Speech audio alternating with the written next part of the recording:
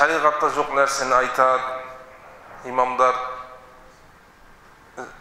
жаңағы дінде жоқ нәрсені айтады, олар мәулітке айтады. Шариғат неден тұрады?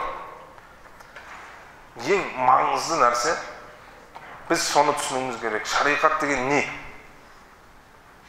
Bizim қарапайым халықтың ойын жаулап алған нәрсе осы. Шариғат деген міндетті түрде бір хадисті саған алып келу керек. Мына хадис сол шариғат, немесе бір аят шариғат емес.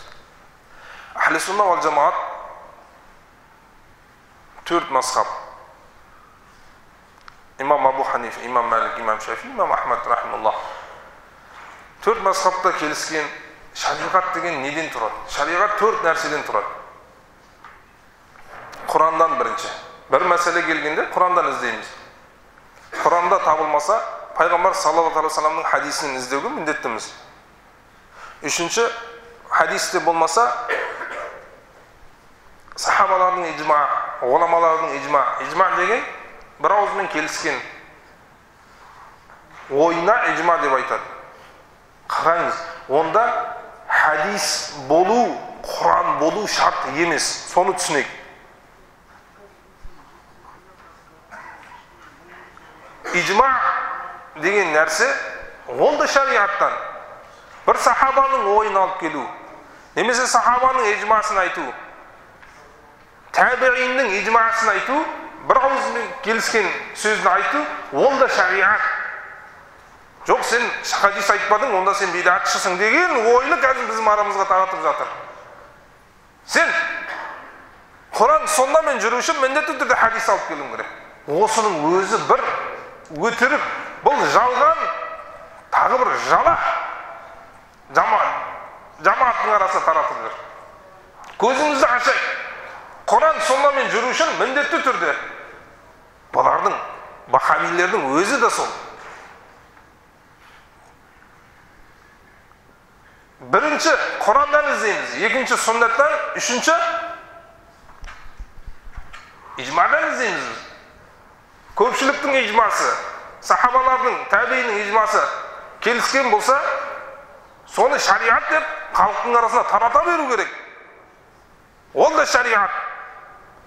Егер сахабалардың ижмасы болмаса, табииннің келіскен нәрсесі болмаса, не істейміз? Қияс деген бір мәселе бар. Төртінші, манаби арбай деп айтады. Қияс деген қазіргі таңда оған фатуа деп айтамыз. Фатуа. Бір ғалымның берген фатуасы да шариғаттың төртінші бөлігі. Бір ғалым, мужтахид, бір мәселеге фатуа берсе, осыны жасауға болады, немесе мынаны жасауға болмайды десе де, ол да шариғат. Оны амал жасаған адам бидатшы емес. Оны жасаған адам адасқанға шығаруға болмайды оны. Түсінеміз ба? Бір адам имам Абу Ханифа рахмаллахның фатуасын амал жасаса, оны шариғаттан тыс амал жасады деп айтуға болмайды. Ол да шариғатпен амал жасады. Кім? Имам Шафиидің ойында амал жасаса да, ол да шариғат. Шариғаттың нешінші бөлігі? 4. Ол фатуаға амал жасады. Мәулид жайлы көп деген ғұламалардың фатуасы бар. İmam İbn Hajar'ın fatvası var, İmam Sobukи'nin, İbn Teymiye'nin özünün de fatvası var, Mecmul Fatavada. Mevlütten maksat Peygamberimiz sallallahu aleyhi ve sellem'ni hürmetlew bolsa, ol bir жақсы amal, oğan savap veriledi. Бірақ мен өзімнің қосатын ойым бар бұл мәулид жайлы. Мәулидтен мақсат Пайғамбарымыз саллаллаху алейхи ва салламны құрметтеу, Пайғамбардың жасаған еңбектерін бағалау. Пайғамбарымыз саллаллаху алейхи ва салламның жасаған еңбектерін бағалау. Кім Пайғамбарымыз саллаллаху алейхи ва салламды жылда бір рет тек қана мәулид күні Пайғамбардың еңбектерін жасағандарын мен Пайғамбардың мәулидін тойладым, соны ақтадым десетін болса, оның өзі бір зұлым жасаған болады Пайғамбар саллаллаху алейхи ва салламға. Сен пайғамбардың мәуліттен мақсат пайғамбардың өмір баянын айту, пайғамбардың еңбегін айту. Сен бір күнде пайғамбардың еңбегін ақтайын дейтін болсаң, сен өзің пайғамбарға зұлымдық жасағаның болады.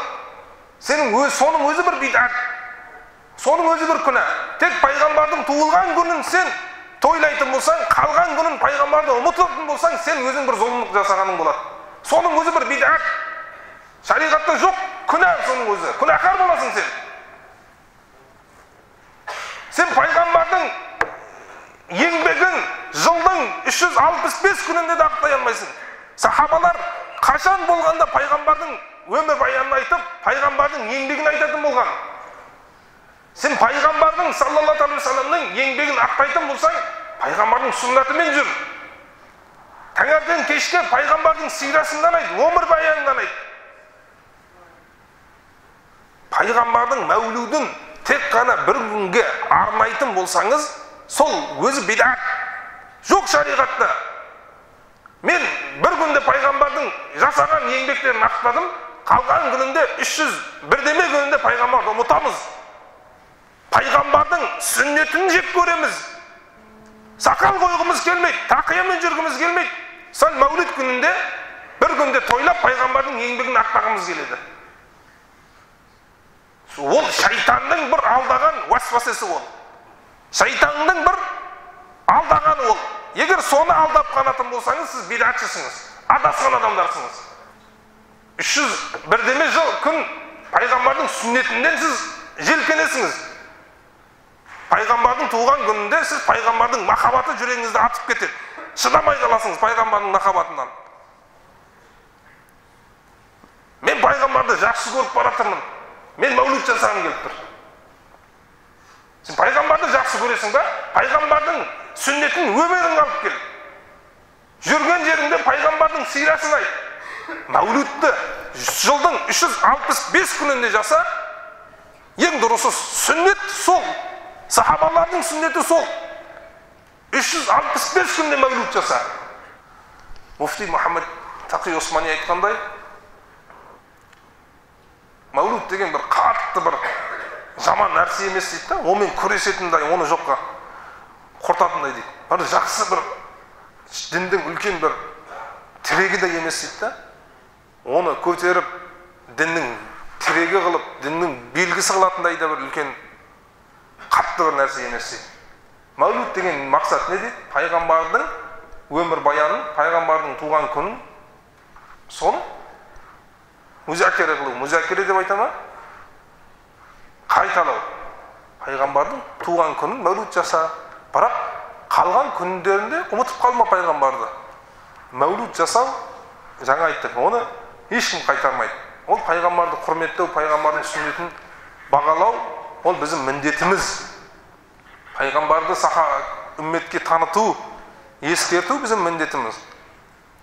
Оны той жасап ескертеміз ба халыққа, дастархан жайып ескертеміз ба? Оған ешқандай шариғатта тыйым жоқ.